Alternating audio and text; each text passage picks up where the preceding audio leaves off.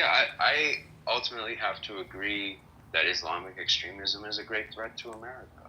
I mean, Islamic extremism is organized and is present all over the world and is clearly a threat in other first world countries.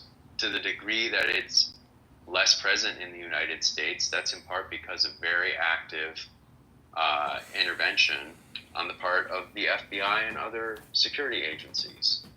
And that's just realistic. That doesn't mean that, we can take that too far, and I don't think that we should. But is it a serious threat? Yes. And are Guatemalans illegally entering this country to work in our gardens a similar threat? No. Is the porous border a problem? Yes, but in part it's a problem because terrorists come across it. So that's something we have to keep in mind. That's all I'm saying. I'm saying you got to be balanced here.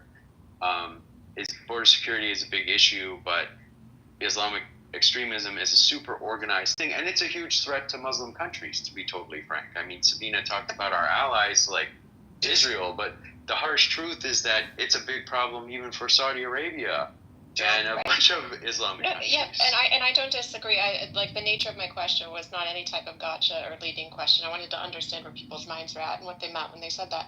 And that's absolutely, true. I agree with that. So it's more of something that is imminent, and very dangerous. And like you said, our intelligence agencies are quite good. I think to Sabina's point, also geographically speaking, we have different types of immigration that floods in here. So I was wondering, kind of like maybe she alluded to, if we're comparing to other Western countries and their issues, where we would rank that on the list. You know what's a bigger security threat? The Muslims, $37 trillion in debt and $1 trillion in annual interest payments. A $2 trillion Medicare Medicaid program, $1 trillion Social Security program annually. These are the top 25 agencies we have to get rid of to save America. Number one, the Federal Reserve. No, Jason, please stop. I'm going to say this list. Agencies. Number 2, Department of Education. Number 3, EPA. 4, IRS. 5, Department of Energy. 6, HUD. 7, HHS. 8, USDA. 9, Department of Labor. 10, SEC. 11, FTC. Hold on. Edmund, you're going to continue. I just want to say this. People saying that they're leaving because they don't want to hear a list, people have to listen to other people's bullshit.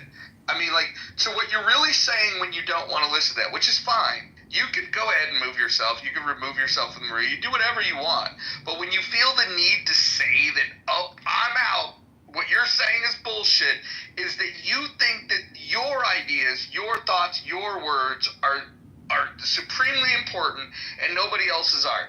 I mean, honestly, and then the mob catches it. One person says it, another person repeats it, and then another person, then another. I heard one person make a comment, and I heard 3 people add on.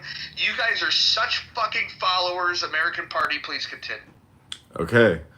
SEC, FTC, These are the agencies we have to get rid of to cut the debt, stop borrowing, stop spending, and save America. FDA, CFPB, OSHA, NLRB, SSA, CMS, FBI, CIA, NSA, Department of Transportation, Department of Commerce, SBA, and Exim Bank. The name of this query was, based on Mises Institute, Austrian economics, emphasizing free markets, sound money, and minimal government, here's my ranked top 25 U.S. federal agencies to abolish, prioritized by economic distortion and intervention. That was a question to Grok and Representative Thomas Massey and the Mises Institute. Thank you. I am complete.